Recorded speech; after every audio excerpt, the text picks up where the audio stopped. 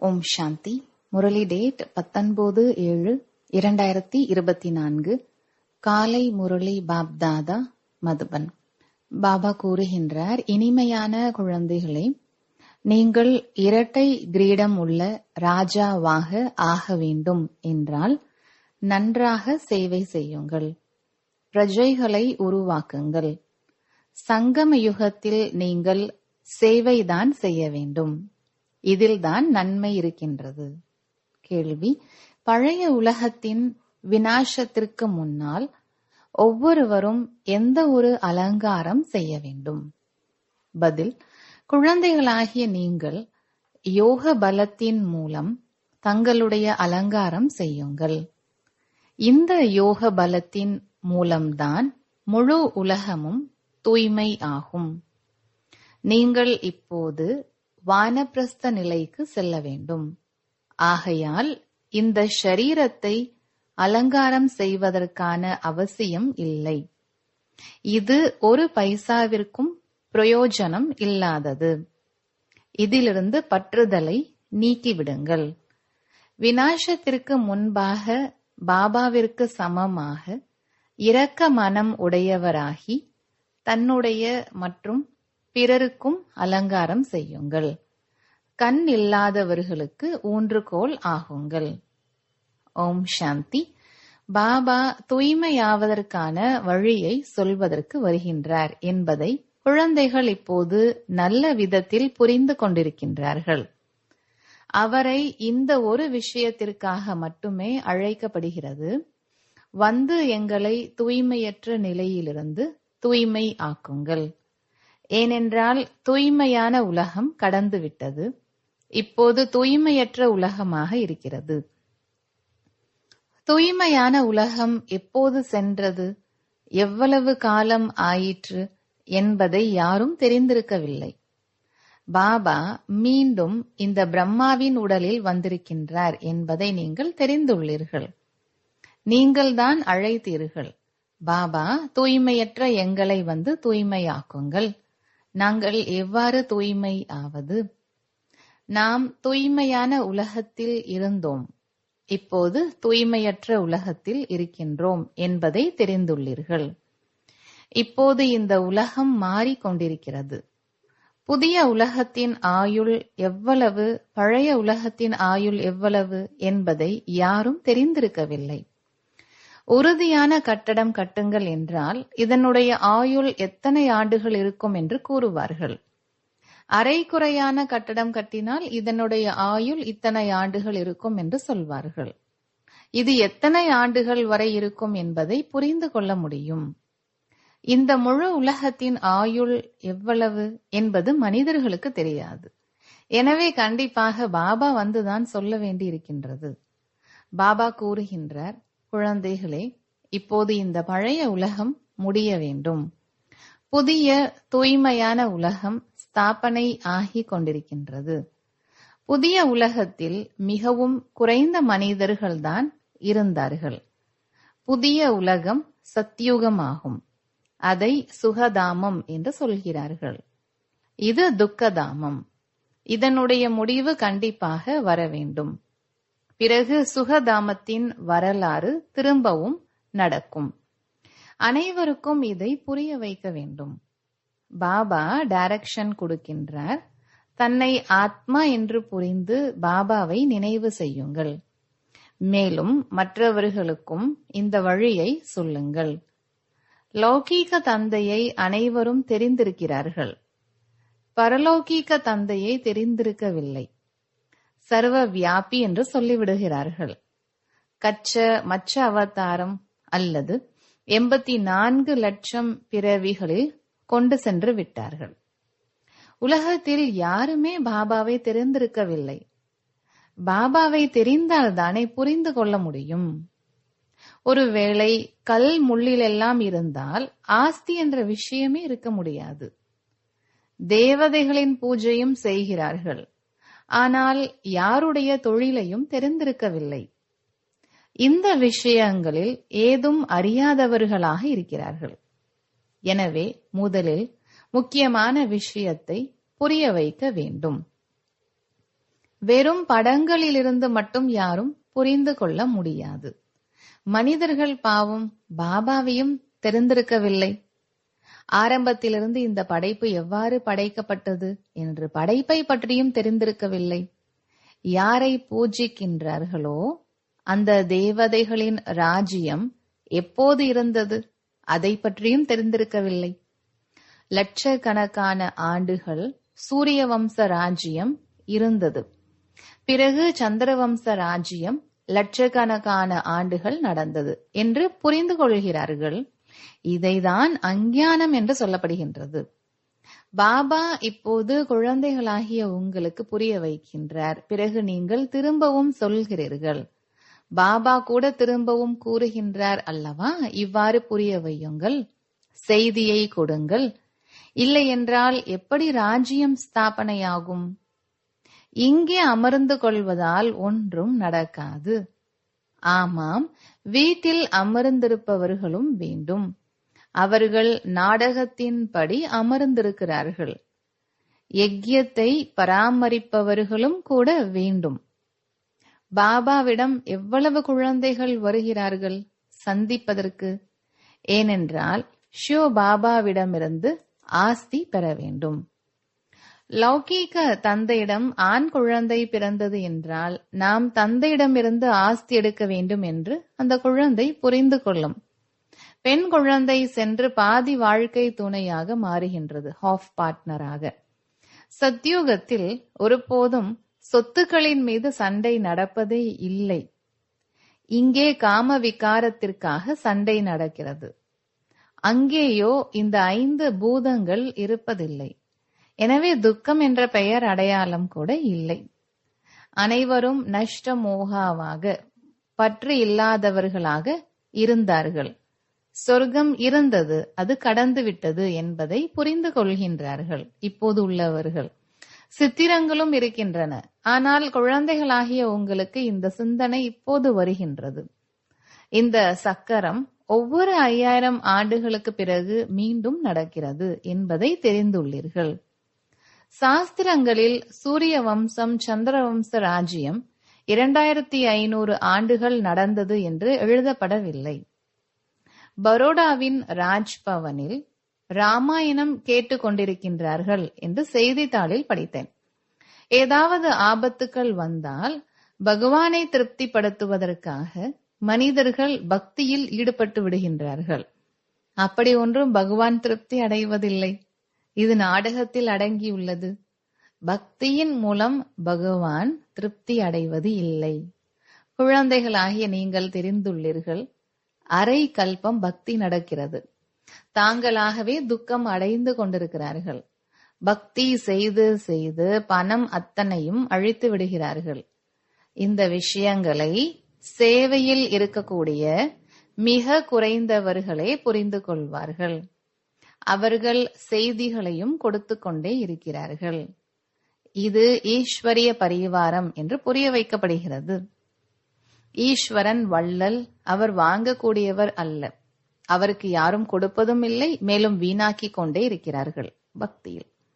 உங்களுக்கு எவ்வளவு அளவற்ற பைசா கொடுத்தேன் என்று பாபா குழந்தைகளாகிய உங்களிடம் கேட்கின்றார். உங்களை சொர்க்கத்தின் எஜமானர்களாக மாற்றினேன். பிறகு அவை அனைத்தும் எங்கு சென்றது? இந்த அளவிற்கு எதுவும் இல்லாதவர்களாக எப்படி ஆனீர்கள்? பிறகு இப்போது நான் வந்திருக்கின்றேன்.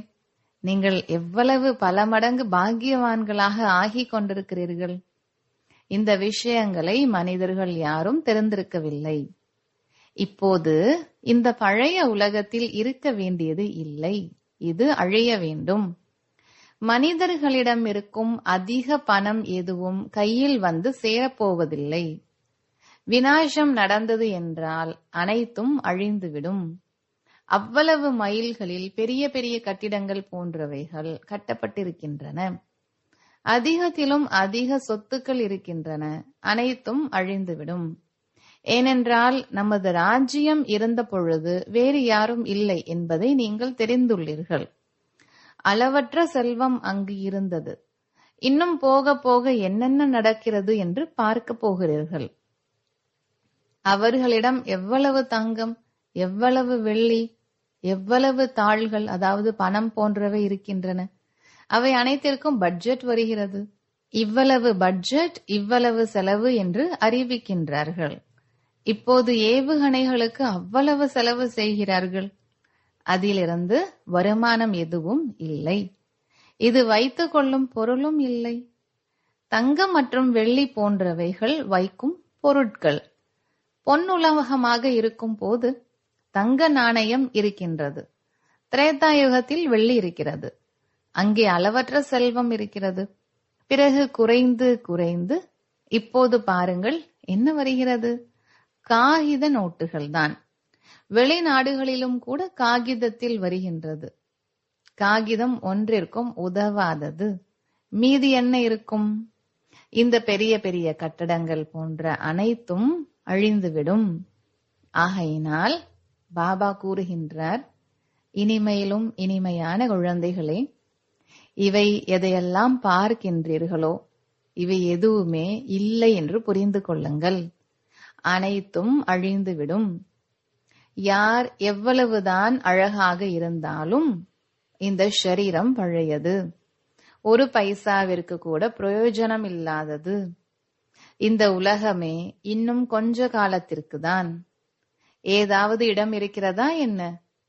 அமர்ந்து அமர்ந்து மனிதனுக்கு என்னவாகிறது? இதயம் நின்று விடுகிறது.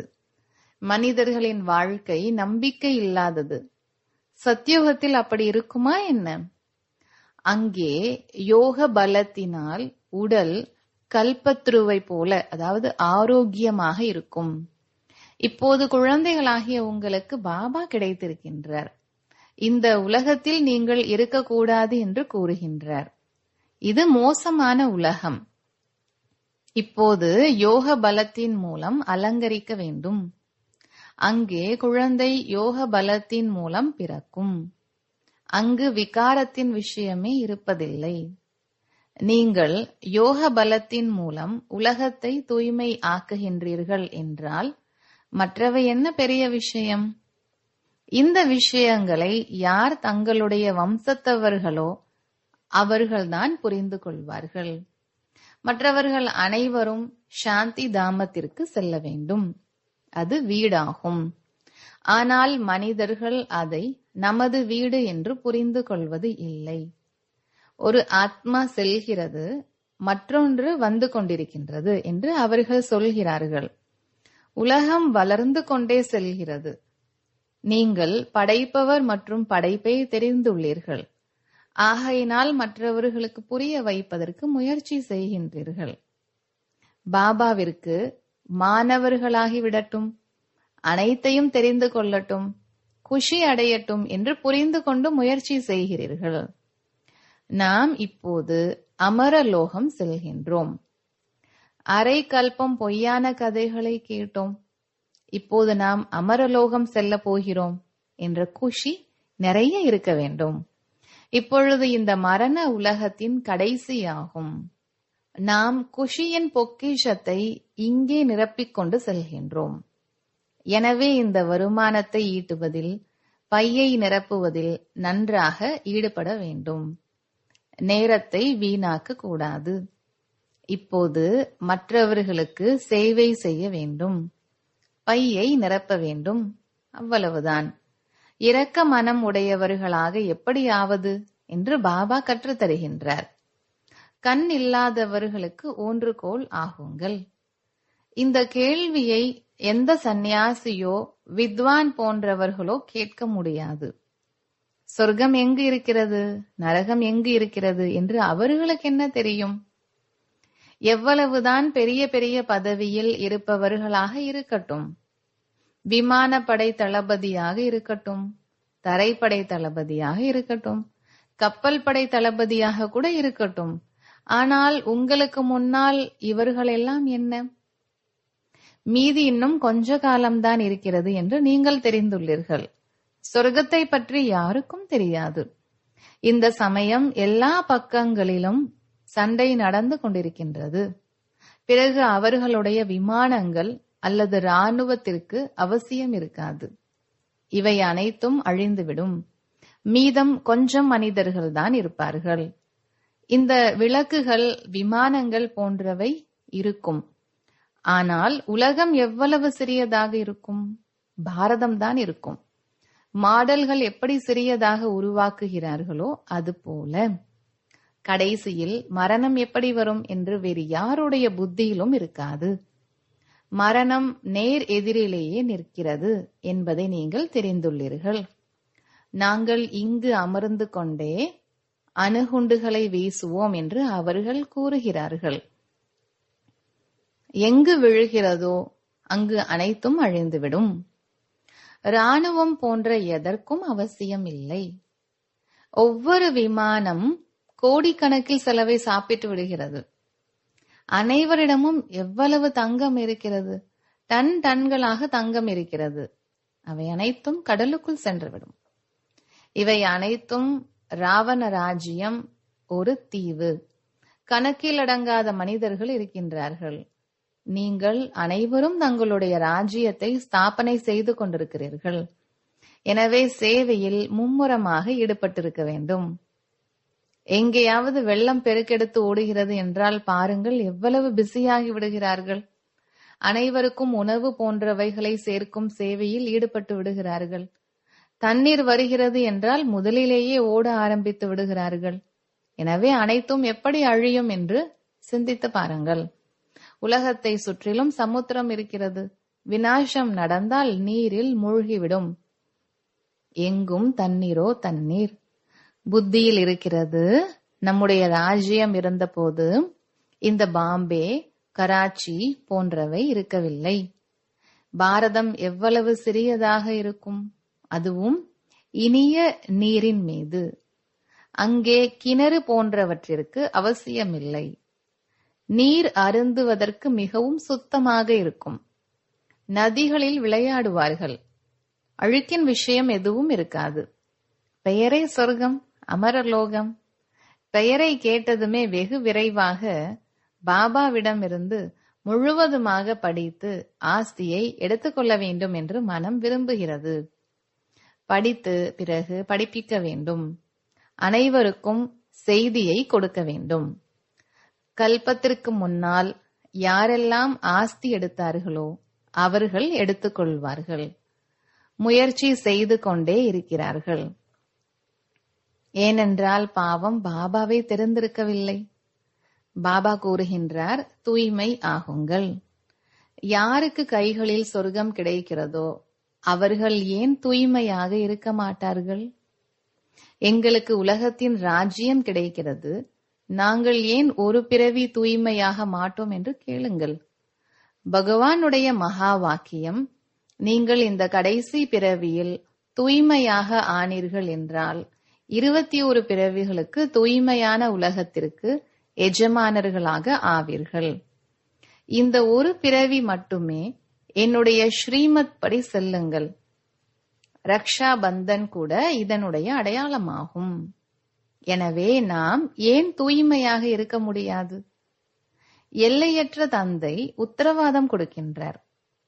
பாபா பாரதத்திற்கு சொர்க்கத்தின் ஆஸ்தியை கொடுத்திருந்தார். அதை சுகதாமம் என்று சொல்லப்படுகின்றது. அளவற்ற சுகம் இருந்தது. இது துக்கதாமம்.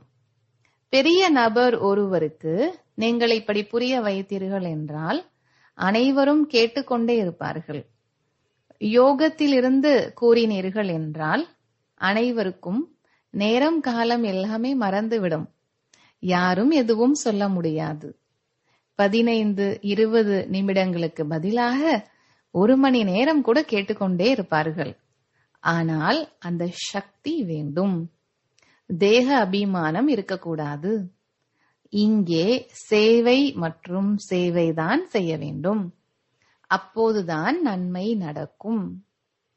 ராஜாவாக ஆக வேண்டும் என்றால் பிரஜைகளை எங்கே உருவாக்கி இருக்கின்றீர்கள்? அப்படியே பாபா தலையில் கை வைத்து ஆசீர்வதித்து விடுவாரா என்ன? பிரஜைகள் 2 கிரீடம் உடையவர்களாக ஆகிறார்களா என்ன? உங்களுடைய குறிக்கோளே 2 கிரீடம் உடையவர்களாக ஆவது. பாபா இவ்வாறு குழந்தைகளுக்கு உற்சாகம் ஊட்டுகின்றார். பிறவிகளுக்குமான பாவங்கள் தலையில் இருக்கிறது. அதை யோக பலத்தின் மூலம்தான் அழிக்க முடியும். மற்றபடி இந்த பிறவியில் என்னென்ன செய்தீர்களோ அதை நீங்கள் புரிந்து கொள்ள முடியும் அல்லவா? பாவத்தை அழிப்பதற்கு யோகம் போன்றவைகள் கற்றுக் கொடுக்கப்படுகிறது. மற்றபடி இந்த பிறவியினுடையது ஒன்றும் விஷயம் இல்லை. தமோ பிரதானத்திலிருந்து சத்தோ பிரதானம் ஆவதற்கான யுக்தியை பாபா அமர்ந்து சொல்கின்றார். மற்றபடி கிருபை போன்றவைகள் எல்லாம் சாதுக்களிடம் சென்று கேளுங்கள். நல்லது. இனிமையிலும் இனிமையான காணாமல் போய் கண்டெடுக்கப்பட்ட செல்லமான குழந்தைகளுக்கு தாயும் தந்தையுமாகிய பாப் தாதாவின் அன்பு நினைவுகள் மற்றும் காலை வணக்கம். ஆன்மீக குழந்தைகளுக்கு ஆன்மீக தந்தையின் நமஸ்காரம். தாரணைக்கான முக்கிய சாரம். முதலாவது, அமரலோகத்திற்கு செல்வதற்காக சங்கம யுகத்தில் குஷியின் பொக்கிஷத்தை நிரப்பிக் கொள்ள வேண்டும். நேரத்தை வீணாக்க கூடாது. தன்னுடைய பையை நிரப்பிக் கொண்டு இரக்க மனம் உடையவராகி கண் இல்லாதவர்களுக்கு ஊன்றுகோலாக ஆக வேண்டும்.